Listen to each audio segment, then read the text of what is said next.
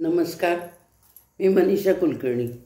माझ्या आदर्श पंक्ती या यूट्यूब चॅनलद्वारे आज मी एका कानडी रचनेची मराठी भाषांतर केलेली रचना आपल्यासमोर सादर करणार आहे. कानडी संत पुरंदरदास. तर आपल्याला महाराष्ट्रातले बरेचसे संत माहिती आहेत, पण इतर राज्यातले आपल्याला संत जास्त करून आपल्याला त्यांची विशेषशी माहिती नाही जीवनचरित्राची. पण पुरंदरदासांचं मी थोडंसं वाचलं, त्याच्यामध्ये अशी माहिती कळली की पुरंदरदास यांचा जन्म कर्नाटकातील पुरंदरवाडी इथं झाला आणि एका श्रीमंत कुटुंबामध्ये त्यांचा जन्म झाला आणि ते एकुलते एक होते. तर त्या एकुलते एक होते आणि भरपूर धन धान्य संपत्ती कशाची ददात नव्हती त्यांना. परंतु त्यांचा स्वभाव थोडासा कंजूस होता. तर पुरंदरदास हे एक ठराविक त्यांच्या वयाला एक 16 वर्षाच्या मुलीशी त्यांचं लग्न झालं आणि लग्न झाल्यानंतर ते ज्या वेळेला मातापित्यांच्या माघारी आपलं तर व्यवसाय बघू लागले, त्यावेळेला ते स्वतः आपला व्यापार बघत, पण अतिशय कंजूस, दातृत्व त्यांच्याकडं अजिबात नव्हतं. तर अशा या पुरंदरदासांच्याकडं एकदा पांडुरंगाला असं वाटलं, एवढी या माणसाला मी धनधान्य संपत्ती दिली आहे, परंतु ह्याचं जरासं सुद्धा लोकाला मदत करण्याची वृत्ती नाही. तर एकदा ह्याची परीक्षा बघावी आता म्हणून पांडुरंगाने काय केलं, नारायणांनी काय केलं की एका गरीब ब्राह्मणाचा वेश घेतला आणि त्यांच्या पेढीवर ते गेले आणि म्हणाले, तो ब्राह्मण म्हणाला की माझ्या मुलाची मुंज करायची आहे, तर मला थोडंसं आर्थिक मदत पाहिजे आपल्याकडनं. तर पुरंदरदास यांनी आपल्या स्वभावाप्रमाणे त्याला सांगितलं की मला काही अशी तुम्हाला मदत करता येणार नाही आणि तुम्हाला काही मी मदत देणार नाही. तरी पण एकदा ब्राह्मणाने विनंती करून बघितली, परंतु ते अतिशय कंजूस असल्यानं त्यांच्या हातून काही पैसा सुटला नाही त्यांना मदत करण्यासाठी, मंजेसाठी. आता काय हो, पांडुरंग असतो, त्याला काय परीक्षा घ्यायचीच आहे म्हटल्यानंतर काय त्यांनी काय केलं, बरोबर हेरलं की आता कुठं जायला पाहिजे म्हणून त्यांनी काय केलं, त्याच ब्राह्मणाच्या वेशामध्ये ते पुरंदरदासांच्या घरी गेले आणि त्यांची पत्नी 16-17 वर्षाची होती. अतिशय साधी, अध्यात्मातली आणि प्रेमळ आणि दयाळू अशी होती आणि एक उपासना म्हणा हे म्हणा याचा तिला नाद होता. तर ते बरोबर तो ब्राह्मण जो आहे तो त्यांच्या घरी गेला आणि म्हणाला की त्यांच्या पत्नीला म्हणाला, मला माझ्या मुलाची मुंज करायची आहे, तर मला आपल्याकडून काही थोडीशी आर्थिक मदत पाहिजे. तर त्या बिचाऱ्या साध्या बोळ्या, दयाळू, त्यांना दया आली आणि त्यांनी काय केलं, आपल्या नाकामध्ये एक हिऱ्याची नथ होती त्यांच्या नाकामध्ये, तीच काढून त्यांनी त्या भटजीला दिली आणि म्हणाल्या, बाबा माझ्याकडे हे एवढंच आहे, ह्याच्यातनं तुला काय मदत होत असेल तर बघ. ती नथ त्यांनी घेतली आणि तो ब्राह्मण पुन्हा पुरंदरदासांच्या पेढीवर आला आणि पेढीवर आल्यानंतर त्यांनी सांगितलं की सावकार हे बघा, हे घेऊन तरी तुम्ही मला काही मदत कराल का. तर सावकारांनी नथ बघितल्यानंतर, पुरंदरदासांनी नथ बघितल्यानंतर त्यांना एकदम शंका आली, अरे मी तरी रोज बघतो, मी बहुतेक आमच्या घरातली आहे का काय नथ. तर ठीक आहे म्हणाले, ती नथ ठेवून घेतली, त्याला काय पैसे द्यायचे होते ते दिले आणि त्यांनी ती नथ जपून आपल्या पेटीमध्ये, एका छोट्या पेटीमध्ये ठेवली की घरी जाताना घेऊन जाऊन बघायचं काय येते. आणि त्याप्रमाणे पेढी बंद झाल्यानंतर पुरंदरदास घरी गेले आणि आपली ती छोटी नथीची डबी बरोबर घेऊन गेले आणि घरी गेल्यानंतर त्यांना बायकोच्या नाकात काही नथ दिसली नाही. तर ते म्हणाले की अगं हे तुझ्या नाकातली नथ कुठे आहे. तर त्या घाबरल्या होत्या खूप त्या म्हणाले की आता बहुतेक आपलं काही आता खरं नाही, आपण आता हे जर दिली आहे म्हणून सांगितलं तर काय आपल्याला म्हणजे काहीही बोलता येणार नाही. तेव्हा त्यांनी एक विषाचा पेला तयार केला आणि म्हणाले चक्क जीव दिलेला बरा. इतक्या त्या घाबरलेल्या होत्या. आणि पुरंदरदासांनी एवढंच त्यांना विचारलं की तुझ्या नाकातली नथ कुठं आहे म्हणून. आणि पुरंदरदास त्यांचं जे दागिने ठेवण्याचे जे कपाट होतं त्या ठिकाणी गेले आणि त्यांनी पाहिलं की दागिन्याचा डबा उघडून, तर त्यांना त्याच्यामध्ये ती पेटीमध्ये छोट्या पेटीत आणलेली जी नथ होती तशीच बरोबर नथ त्यांना त्यांच्या दागिन्याच्या पेटीमध्ये दिसली. ते म्हणले अरे चा, ही पण नथ आहे हिची इथं, माझ्याही पेटीमध्ये नथ आहे, हा काय प्रकार आहे. आणि असं म्हणतात की ज्या वेळेला पुरंदरदासांच्या पत्नीनं घाबरून विषाचा प्याला घेतला त्यावेळेला त्या विषाच्या पेल्यामध्ये सुद्धा तिला ती नथ दिसली की ही म्हणजे असं म्हणजे तिला संकेत दिसला की हे आहे सगळं व्यवस्थित, तू जीव देण्याची काही गरज नाही आहे.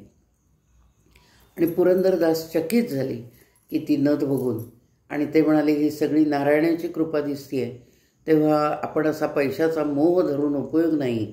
आणि तेव्हापासून त्यांनी असं ठरवलं की आपण संपत्तीचा कोणताही मोह धरायचा नाही. आणि ही संपत्ती त्यांनी सगळी दान करून टाकली, विकून टाकली. आणि ते अध्यात्माला लागले आणि नामस्मरणाला लागले आणि भजन कीर्तन आणि सामाजिक सुधारणा ह्याच्यामध्ये त्यांनी रस घेतला. आणि ते उत्तम संगीतकार होते, रचनाकार होते.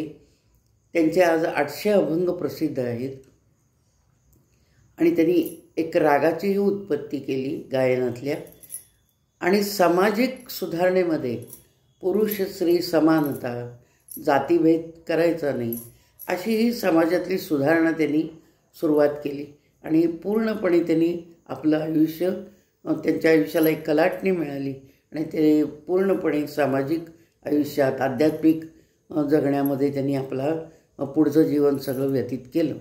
अशा या पुरंदरदासांचं कानडीतली एक उत्तम रचना आणि प्रसिद्ध रचना भाग्यदा लक्ष्मी बारम्मा ही पुरंदरदासांची रचना आहे.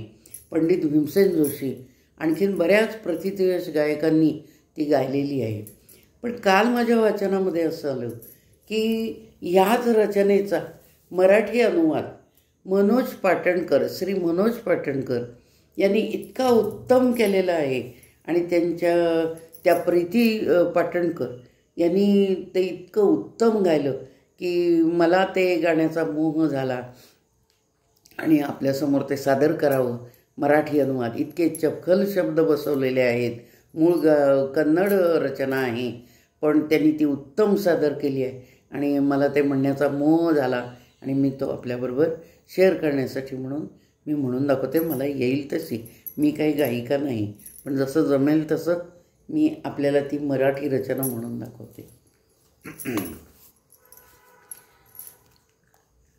महालक्ष्मी नमस्तुभ्यं नमस्तुभ्यं सुरेश्वरी हरिप्रिये नमस्तुभ्यो नमस्तुभ्यं दयानिधे महालक्ष्मी नमस्तुभ्यं नमस्तुभ्यं सुरेश्वरी हरिप्रिये नमस्तुभ्यो नमस्तुभ्यं दयानिधे भाग्यदा लक्ष्मी स्वागतं भाग्यदा लक्ष्मी स्वागतं स्वागतं भाग्यदा लक्ष्मी स्वागतं सुस्वागतं भाग्यदा लक्ष्मी स्वागतं भाग्यदा लक्ष्मी स्वागतं सुस्वागतं भाग्यदा लक्ष्मी स्वागतं नमिते तुझ मी, नमिते तुझ मी, भाग्यदा लक्ष्मी स्वागतम. नमिते तुझ मी, भाग्यदा लक्ष्मी स्वागतम. नादवीत तव मंजुळ नुपुरे, नादवीत तव मंजुळ नुपुरे, पदलालित्ये असे सुस्वरे, पदलालित्याने सुस्वरे. सज्जन साधू पूजे समयी, सज्जन साधू पूजे समयी, प्रगटसी जैसे नवनीत तक्री, प्रगटसी जैसे नवनीत तक्री. भाग्यदा लक्ष्मी स्वागतम सुस्वागतम, भाग्यदा लक्ष्मी स्वागतम. कनकवृष्टी तू करीत यावे, कनकवृष्टी तू करीत यावे, मनोकामनी सफल करावे, मनोकामनी सफल करावे. तेज तुझे जणू सवित्र कोटी, तेज तुझे जणू सवित्र कोटी. जनकपुत्री तू यावे सत्वरी, जनकपुत्री तू यावे सत्वरी. भाग्यदा लक्ष्मी स्वागतम सुस्वागतम, भाग्यदा लक्ष्मी स्वागतम. शाश्वत भक्ता गृही वसावे, शाश्वत भक्ता गृही वसावे. नित्य सुमंगल नित्य उत्सवे, नित्य सुमंगल नित्य उत्सवे. उपासकाच्या चित्ती वससी, उपासकाच्या चित्ती वससी. तू हे तेजल सुवर्णमूर्ते, तू हे तेजल सुवर्णमूर्ते. भाग्यदा लक्ष्मी स्वागतम सुस्वागतम, भाग्यदा लक्ष्मी स्वागतम. लख लख कंकण शोभित असते, लख लख कंकण शोभित असते. अगणित सुख संपत्ती दात्रे, अगणित सुख संपत्ती दात्रे. कुंकुम अंकित पंकज लोचने, कुंकुम अंकित पंकज लोचने. व्यंकटरमण नृपाचाराज्ञे, व्यंकटरमण नृपाचाराज्ञे. भाग्यदा लक्ष्मी स्वागतम सुस्वागतम, भाग्यदा लक्ष्मी स्वागतम. नमिते तुझ मी, भाग्यदा लक्ष्मी स्वागतम. शुक्रवारच्या पूजे समयी, शुक्रवारच्या पूजे समयी. स्निग्ध शर्करा प्रसाद वाई, स्निग्ध शर्करा प्रसाद वाई. अळगिरी रंगाच्या भारी येतू, अळगिरी रंगाच्या भारी येतू. यावे पुरंदर विठ्ठल राणी, यावे पुरंदर विठ्ठल राणी, यावे पुरंदर विठ्ठल राणी. भाग्यदार लक्ष्मी बारम्मा, नम अम्मा. भाग्यदा लक्ष्मी बारम्मा, नन अम्मा. भाग्यदा लक्ष्मी बारम्मा, नी अम्मा. भाग्यदा लक्ष्मी बारम्मा.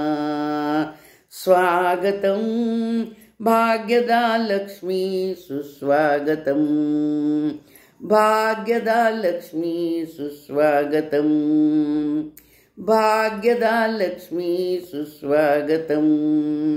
यावे पुरंदर विठ्ठल राणी, यावे पुरंदर विठ्ठल राणी.